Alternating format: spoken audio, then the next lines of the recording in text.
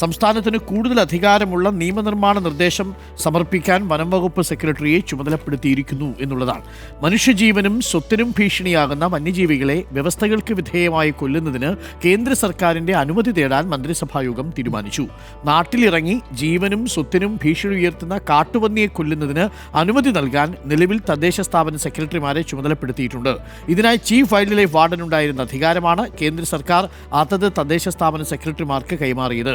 Licence ഉള്ള തോക്കുടമകളുടെ സഹായത്തോടെ കൊല്ലുന്ന പന്നികളെ സംബന്ധിച്ച വിവരം തദ്ദേശ സ്ഥാപനങ്ങൾ സൂക്ഷിക്കുകയും ചെയ്യും. ഇതേ രീതിയിൽ കുരങ്ങ്, മുള്ളൻ പന്നി തുടങ്ങിയ ഓരോ പ്രദേശത്തെയും ഭീഷണി ഉയർത്തുന്ന മൃഗങ്ങളെ കൊല്ലുന്നതിനുള്ള അനുമതിയാണ് കേന്ദ്രത്തോട് ആവശ്യപ്പെടുക. കാട്ടുപന്നി മാതൃകയിൽ അല്ലേ?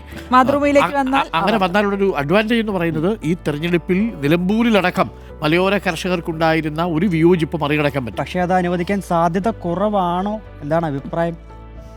മാറിയ സാഹചര്യത്തിൽ എന്താണെന്ന് അറിയില്ല. അത് BJP ആണ് തീരുമാനിക്കേണ്ടത്. പക്ഷേ എന്തായാലും പന്തിപ്പോൾ കേന്ദ്ര സർക്കാരിന്റെ കോർട്ടിലാണ്. മാത്രമല്ല സർക്കാരിന് കുറ്റം പറയാനും പറ്റില്ല.